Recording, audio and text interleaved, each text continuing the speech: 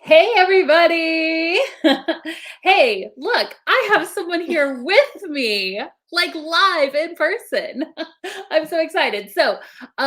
Today we're talking about how to uplevel your virtual assistant business with stellar customer service. And I thought it would be super fitting to bring on our account specialist here at the Virtual Savvy, who is also freaking amazing. I mean, I'm telling you guys, there's a reason that we have like amazing customer service ratings at the Virtual Savvy, and why this is the person that can literally turn the worst situation into the best situation. I'm not kidding. Like, she's phenomenal. I'm so excited. Her name is Emily McCall. Yes. Hello. I'm so excited to be here. The crowd's going wild. You just can't hear them.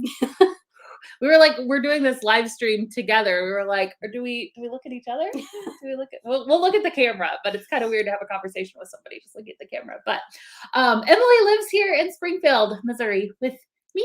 I mean, not with me, not in my house, but like close enough that we were like, let's just do this in person. So super excited that she's here, and we're just gonna chat, and it's gonna be super fun. And this is the first time she's gone live with me. Yes. So everyone give her lots of love in the comments. Look, everybody loves you. Woohoo! Emily is the most patient human on earth. Agreed. All right, cool. So here's what we're going to talk about. I want for you to like have a chance to kind of tell your story, how you got into customer service, and then we're going to talk about how you can actually use customer service as a skill. And so for a lot of you guys, I know this was one of the things that I kind of started out with. This was one of my services that I began with, but it is something that I think is kind of overlooked sometimes as a skill, but it is a skill, let me tell you, and it is an asset to any business owner if you have natural customer service skills. So we're going to be just talking about how do you use those skills, how can you up level your business, kind of with the vein of customer service, and it's going to be really, really, really good. So Emily, why don't you just start out by telling us kind of who you are, what you do at the Virtual Savvy, and how you got started in customer service. Yes, I would love to. So my name is Emily McCall. I have worked for the Virtual Savvy for 2 years now. I had my 2-year work anniversary last week, I believe. Yay! So that was exciting. I started out as the executive assistant and then moved into the account specialist. I'm a single mom of 2 kids, 3 and 5, and they are super fun. So yeah, that's who I am.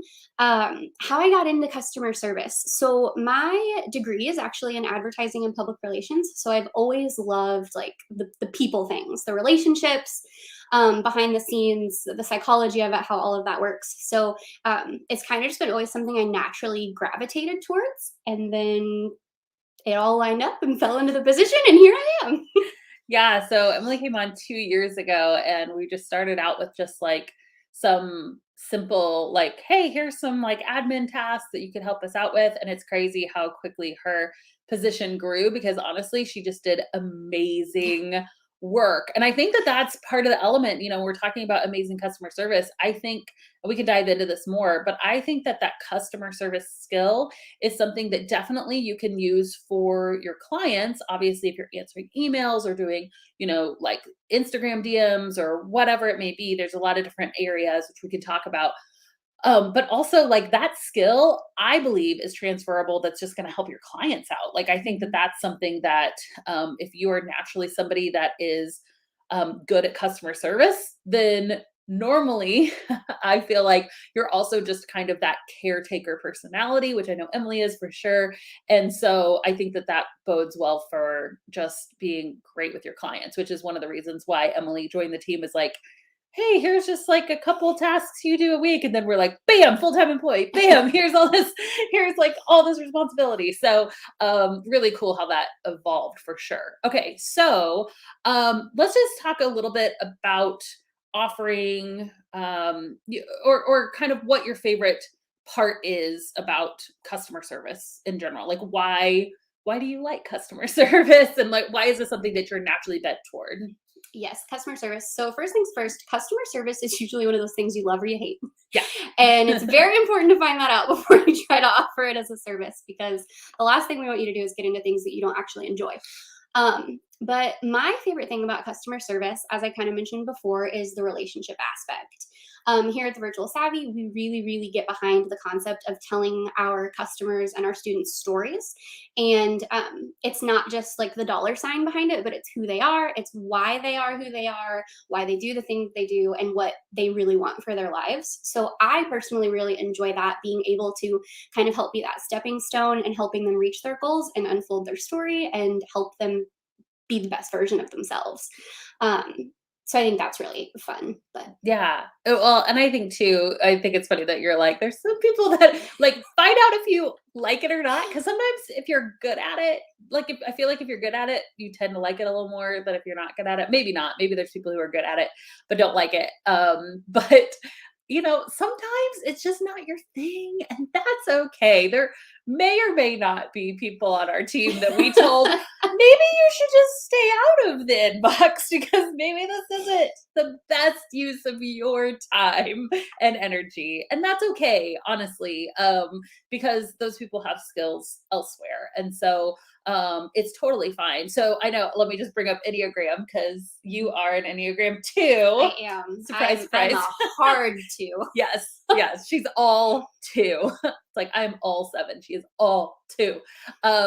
And I think twos do really well in customer service. And I'm sure there's other personalities that do as well. But I've definitely seen. So if there's any Enneagram twos out there, do you guys know your Enneagram number? We did a whole session on Enneagram and we're super, super into it here at the Virtual Savvy. So if you know your Enneagram number, definitely pop it in the comments, and how it relates to if you like customer service or not, because I think that could be really interesting as well. So let's talk about just customer service as a service.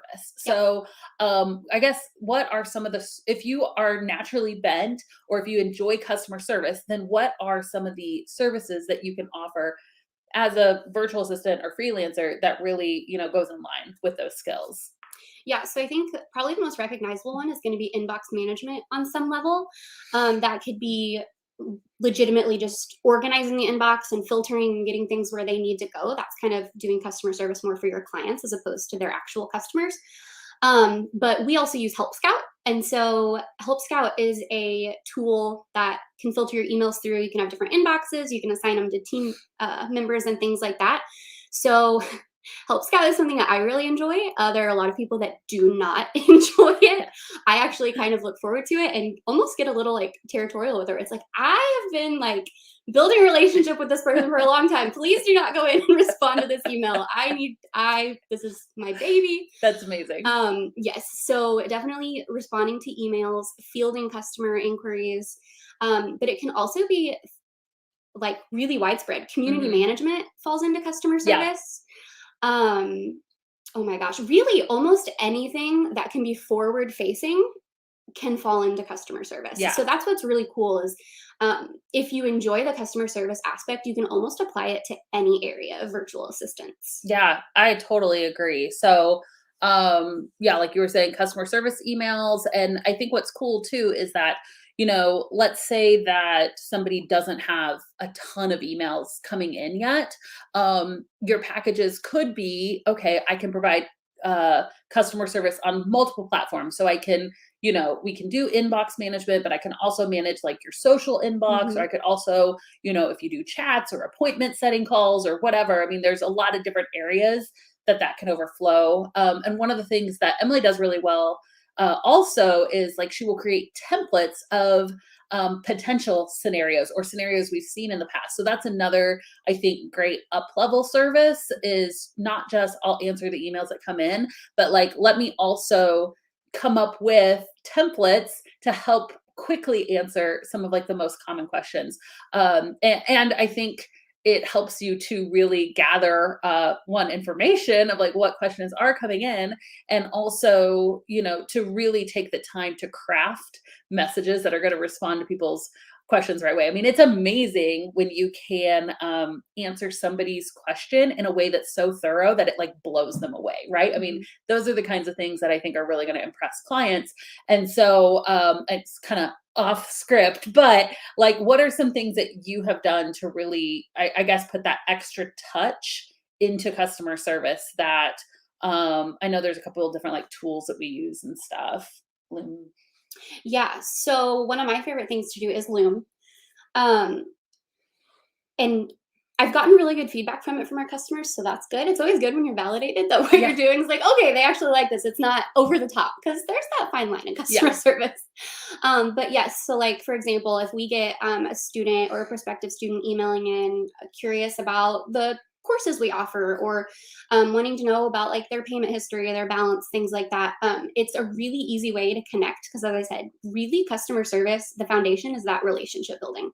So being able to like go into their account or go into the courses and make them a quick video, a Loom, yes, Yeah. a quick video and being like, this is what I'm seeing, this is what I've got. If you have any questions, like, I'm happy to help. And it just really kind of bridges that gap a little bit more than just typing everything out. So that's a really good way to connect with your For sure. people. We use Loom like all the time. I It's my use it favorite. for emails a lot. Like if somebody has like 100 questions they asked in an email, I'm like, I could type all of this out, or I could just hit record, read the email, and answer the questions as I'm reading it back to them. And then it's like way easier for me. And they are like, whoa, you shot me a video, even if you don't have the little camera on. Because let's be honest, I'm not showered like 95% of the time when I'm working. And so, anybody else in the like no shower before work always club? Well, and the Loom is funny too because there's kind of an ongoing joke with me and the product department at the Virtual Savvy because when I first started, I was like, I'm not doing Loom. No, no, no, no, no, no. It took me a hot minute to be like comfortable enough to do them, and now it's like Loom's easier than typing. Let me just do a Loom. Yes. So but it's kind of a perfect example of once you find what you like and what you're good at, like you just fall right into it, and suddenly it's not scary. It's this is what I want to do. For sure. For sure. And I think you'll find things that you don't want to do. Like you may get in and you realize that you love doing customer service emails, but you don't want to do appointment setting phone calls. Mhm. Like that was me. I hated doing appointment setting phone calls or, like being on the phone in general. I was like, this is not conducive to my lifestyle with like kids. I mean, you do like young kids at home. And then, like community management is something. So that's taking care of a Facebook group or a LinkedIn group or, some kind of a large like community, and there may be parts of that that you like or don't like. And there's people that will do all kinds of customer service or they'll just specialize and no, I am a community manager and that is all I do. So there's definitely a ton of different avenues I feel like you can take this kind of position Oh, as absolutely. well, which I think is cool. And that's, we were talking about kind of like up leveling your business with customer service. I feel like one of the main things is like number one, you could become a specialist, right? Mhm. So literally there's account specialists, there's account recovery specialists. Like that's something that Emily's been a huge part of here at the Virtual Savvy is like if people's payment drops off, let's say that they have they're on a payment plan and it like their credit card fails or whatever, they have to like switch cards or something. And a lot of times for businesses that payment will just drop off, like they will just lose that money because they don't actually reach out to the people. And literally like just reaching out to people whose payment has failed, like that could be a really sensitive situation, so you have to be in tune with that. But oh my gosh, payment recovery is a super high end service that Oh I've yeah. seen people charge like thousands of dollars a month for, or they'll do like a percentage of how much is recovered. And like, there's a whole business behind just that. What's another like up leveled customer Well, service? like you said, definitely creating the like templates and the Mm, drafts. That's something that can really, really benefit business owners because they then have those tools that they can utilize themselves, yeah, which is nice. for sure. Community management, I Mhm. think, is huge. If you could tie it into social media, which that could be like if you're more of you're like, I'm kind of customer service, but I also have the creative vein, like maybe you could pair those two things together. So I think that I think that there's a lot of, oh, I know that there's like client relationship people too. So, so for instance, at the Virtual Savvy, we will hire coaches that will help with some of our programs. Mhm. And so we pay these people as contractors, but they come in and literally are just like encouraging our students and looking over their assignments. And so that's another, I know a lot of business owners who have multiple courses or really big audiences, tons of students, will hire coaches to come in as well. I'm like just thinking of these off the top of my head, so I don't know if I have any more. Yeah, yeah. If you have any, drop them in the The comments. tricky part is, like we said, a lot of customer service overlaps with other skills. Yeah. Like, one thing that's coming to mind for me is, blog interaction. Oh yeah. Blogs are huge, and that does kind of flow over into copywriting and things like that. But, just being present and interacting on the comments on your client's blog can be a huge deal. For sure. So lots of ways that you can up level your business. And I think that too, um, like if we're just looking at the overarching, like why, what you were kind of talking about earlier, like why is customer service just an amazing skill and an undervalued skill, is just the way that you treat your clients. And so I think just the attitude of like, man, I can offer customer service as a service, but I can also have that attitude of like, how do I go above and beyond? How do I approach the situation with kindness? And how do I, all the things that make you good at customer service is also just going to make you an amazing VA, right? And so I think that if you can approach your clients with kind of that customer service attitude, and it's not always that the customer is always right, but the customer does always deserve to be treated with respect and kindness, right? And that's kind of our mentality here at the Virtual Savvy. And so I think that if you just approach your clients that way, that you're going to succeed. Yes. And then one other thing that I always think about, you're really helping your clients and their brands become reputable. And you're Yes. really helping them build up their reputation just so, so much. So if you really think about it, I guarantee there are brands and businesses out there that you either support or don't support specifically because of an interaction you had with their customer service So team. true. And so, like, taking that mindset, that is what you are doing for your clients or businesses or whoever you're working with, is you're helping build that. So it's Mm. it's really make or break. You're either going to like help somebody retain those people, or you're going to help them Drive them away, drive yes. people So, away. which is why you figure out if you like it ahead of Yeah.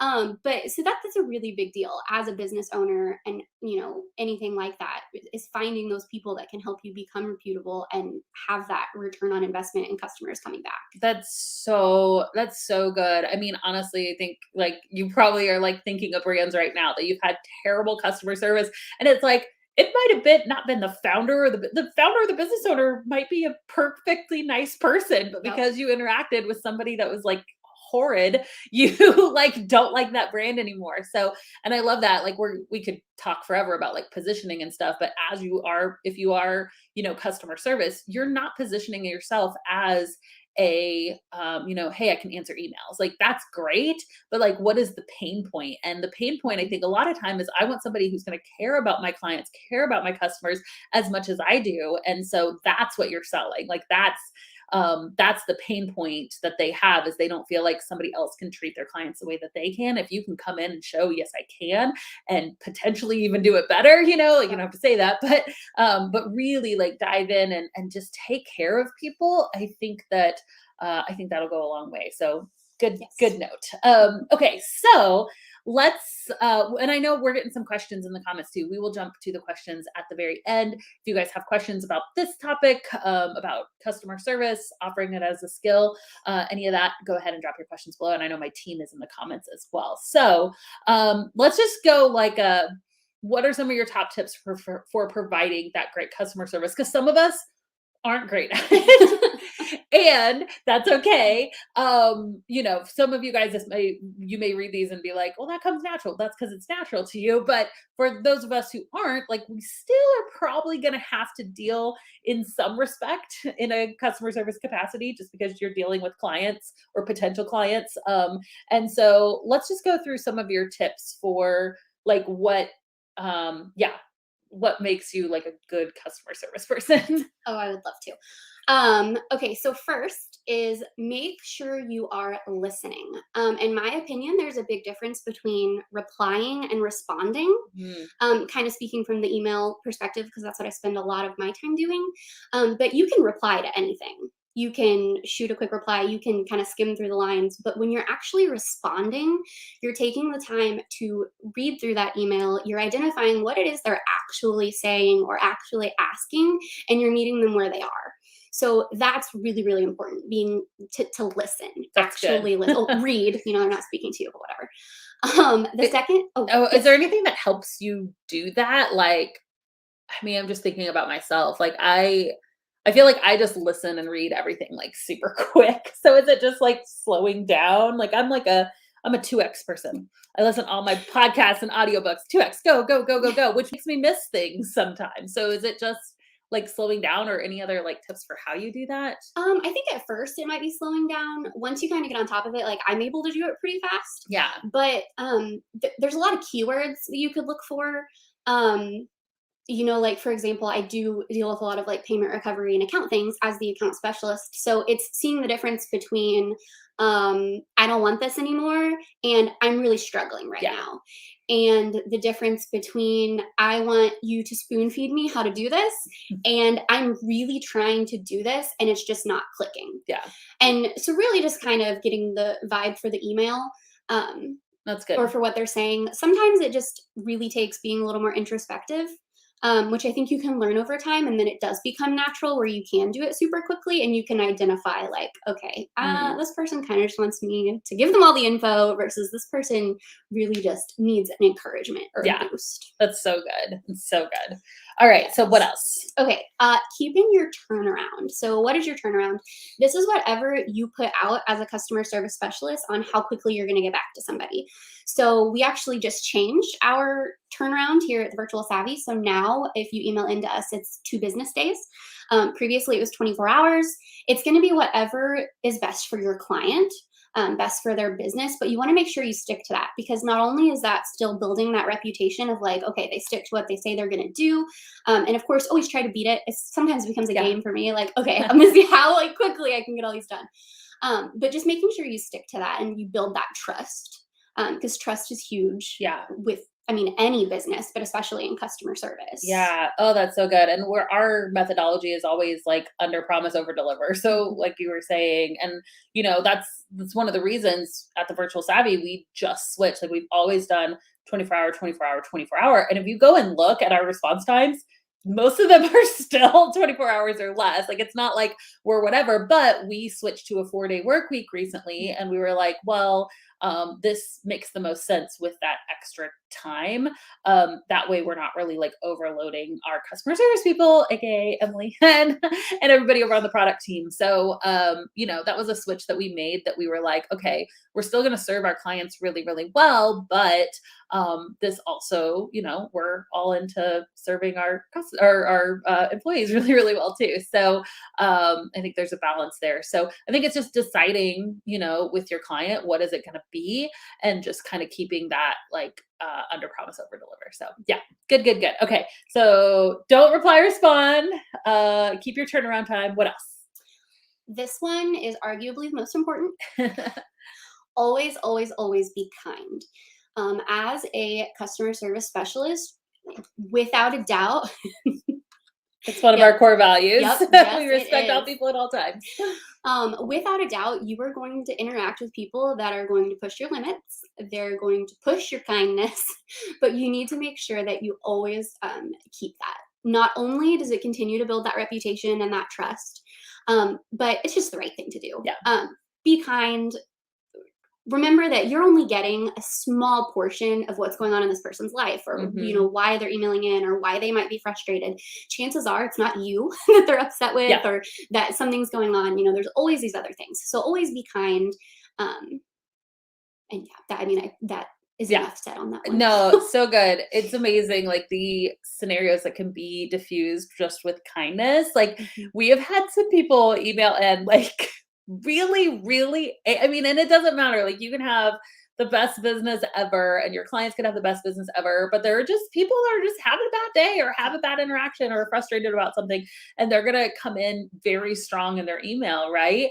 And I've probably written some emails like I that think we're before. probably all I guilty think of we're all that. guilty of it. We're like, this isn't working, and I'm and I'm like, oh my gosh, I look back and I'm like, I'm really a nice person, I promise. But we've all just had those days, and so Yeah, like this girl literally there has been people, like, I'm trying to think, like, I know we have examples where, like, I mean, obviously wouldn't like save somebody's name to remember Brenda.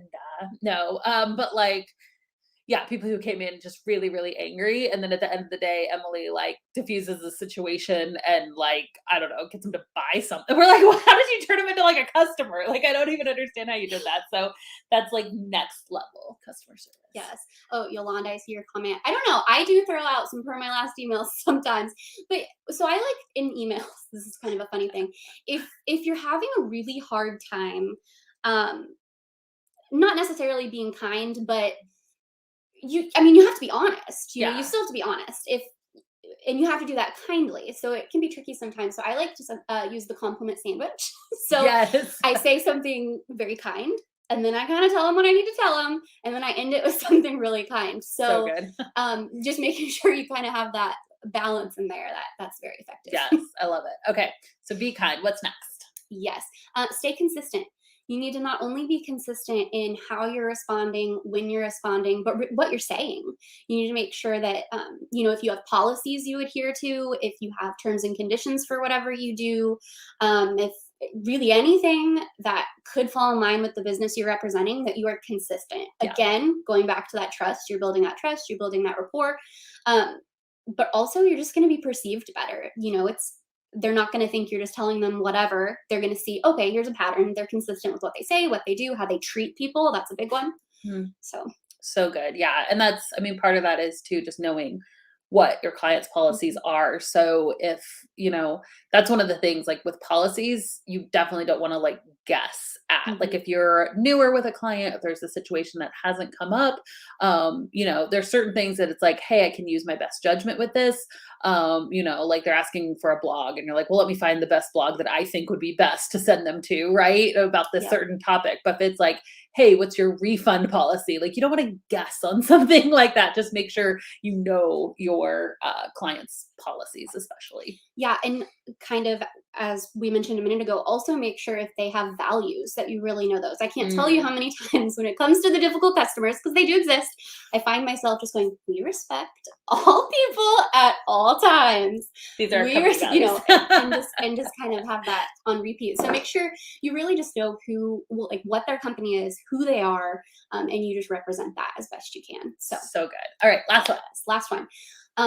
Build relationships. As I mentioned, relations is really the core of customer service, and just building those relationships. You never know what's going to happen 1 month, 2 months, 6 months down the line with somebody that you've had this back and forth with in customer service.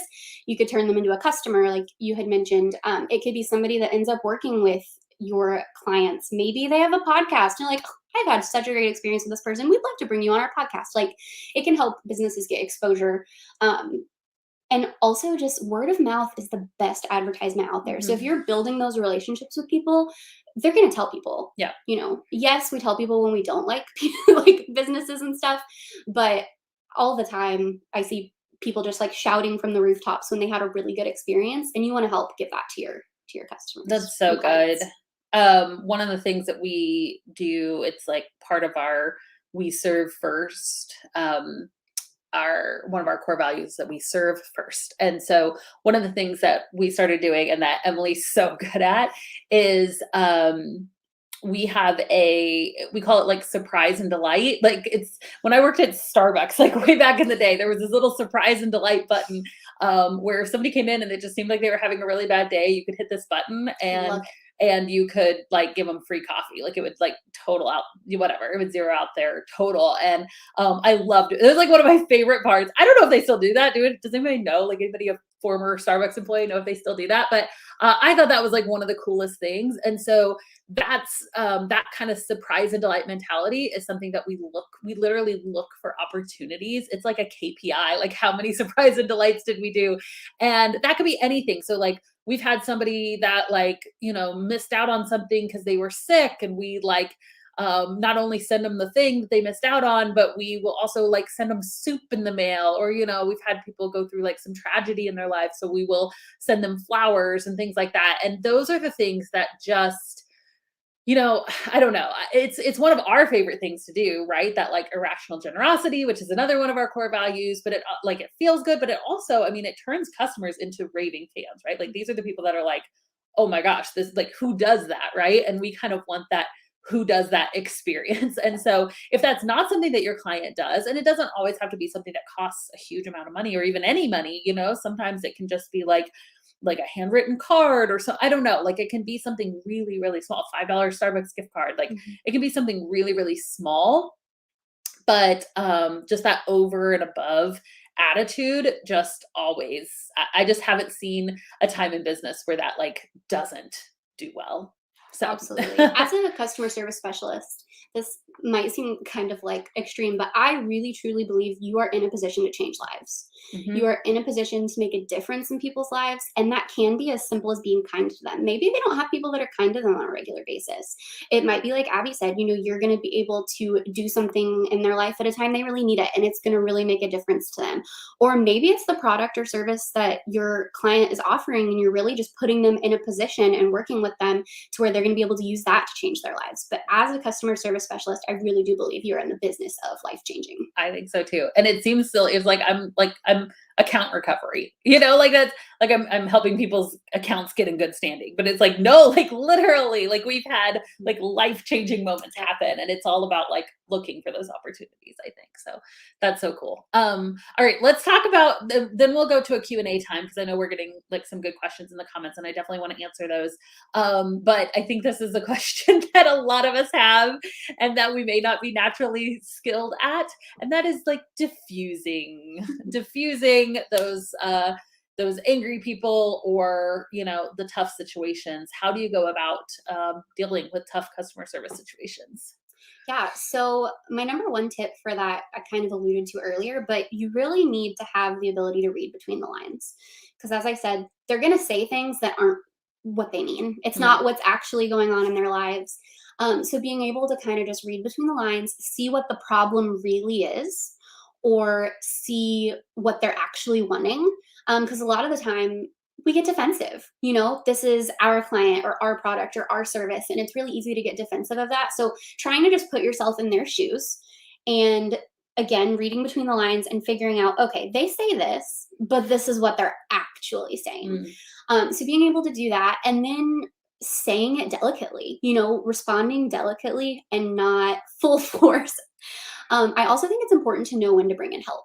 There have been situations where I'm just like, okay, tap out. Like I need to tag somebody else in to either look at this and give me feedback. And, I might still be the one responding, but pulling in a second set of eyes. Or maybe I've been engaging with someone for long enough that I can't see the situation clearly anymore. Or, maybe I'm having a hard time reading between the lines on someone's email. That happens, you know. Just because you're good at something doesn't mean it's always foolproof. yeah. So being able to know when to pull in help to diffuse the situation.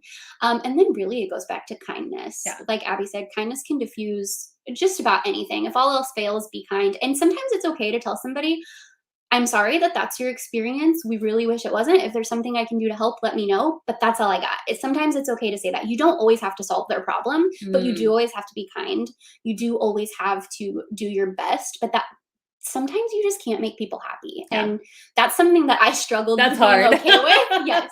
Because I'm some people think this is a negative thing, but I embrace it. I'm a people pleaser. You got to know your boundaries, but I don't like when people are upset, but sometimes that's just the way it is. And you Yeah. just have to know how to like end something in a way that you're satisfied Mhm. with. Yep. And it will like totally ruin your week the first time, and then it'll ruin like 4 days the next time, and it'll ruin like 2 days the next time. Then it'll ruin your day the next time, and then it'll ruin your hour the next time. Yep. And then it's okay. It's like it's hard. I mean, it almost sounds like, I don't know, it sounds kind of weird, but you do get a little bit tougher skin over time where you're just like, okay, this is part of it. Yeah.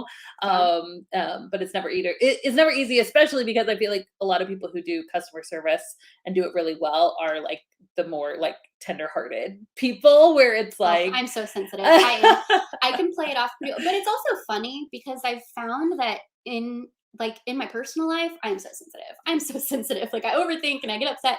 But like when I'm in the inbox and doing customer service, I'm like, oh, come on, no, no, no. No, Like I, no, no, no, no. it's like it's almost just like I do have that thicker skin, but then once I leave that environment, I go back to being, I don't know, it's kind of Yeah. funny, but Yeah, and I think too, you know, uh there are, and somebody like mentioned, like if they start cursing, yelling, but you know, and we don't do a whole lot of like phone. Most of mhm, our interaction is over email. But even in there, like I will say, there is a line. I truly believe like it is not okay for somebody to like bash you or name call or those. absolutely. So those are the two. Like if we run into those situations, it's just like, you know, no, that's not acceptable here. Like whatever we have to do to like release that situation, we just say, hey, you know, done. We're just not handling. We're just not going to take that. And so, you know, I do definitely think there is an element where it's like always be kind, always be kind, always be kind. But sometimes the kind thing to do is just to be like, sorry you feel that way, and Yep. to like block them. Well, and I also think that, I mean, you made a great point. That's why it's so important to and why we tend to keep to email and don't do phone support. You know, you have it all in writing. You're able, Mhm. if it's a hot situation, you're able to step back, collect yourself, figure out what you need to say it all, make sure you've hit all the points. So I would say if you're in customer service, when it comes to those kinds of things, I would do my best to stick to email. That's not to say you can't do phone support, especially if that's what your client wants. But emails are a lot less sticky. Yeah, they really are. Awesome. Okay, so let's see if there's any questions or anything else. Did you have Yeah. anything else that you wanted to add? No, this has been really awesome. Okay, so yeah, if you guys have any questions, just drop them below, and we'll go ahead and answer them here. Oh, I actually do have one other Oh thing yeah, I just go thought for of. it. Um, to all the customer service people, I wanted to point this out because it's something that I actively am working on because I can own the fact that I'm not good at it. So if you are in customer service and you find it being more of who you are as opposed to what you do, you know, if you agree, you can agree in the comments because you know who you are. You need to make sure you're taking time for yourself too. That's So something, good. yes, that's something I think a lot of customer service specialists neglect. You know, you can't pour from an empty cup. You can, Let's be honest, but you can. It's just not pretty. yes, but it's eventually you're going to wear down and it's going to affect how good you are at your job. So you can Yeah. be the best customer service specialist out there, but if you're not taking time to really protect yourself, know your boundaries, pour back into yourself, self care, all the things, just do. Just do it. Just do it before you need to do it Yes, even. Like, yes. yes, Don't 100%. ask me how I know. So good. So good. All right, cool. So we know we're getting some good questions. Let me see. Do you have a template or a proven practice for intake process to ensure value alignment familiarization with clients? That is a big question. That So is a big question. you know, we so I mean, there's different types of business models, right? And so for you guys offering services, yeah, I think that finding the type of clients that you're going to align with, their mission, their values, all of that is super important. I mean, like so important.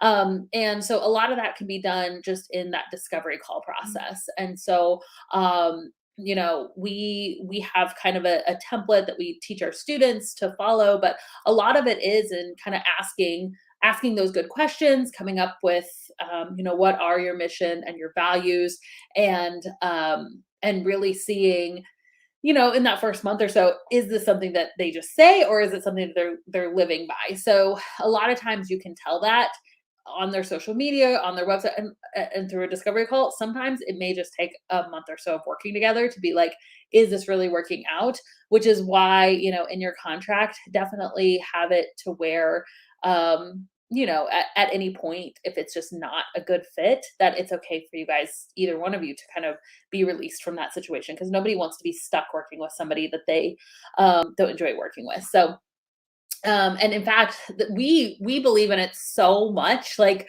hiring and working with somebody that is a good culture fit, that you believe in their mission and their values, because there's different types of businesses out there, right?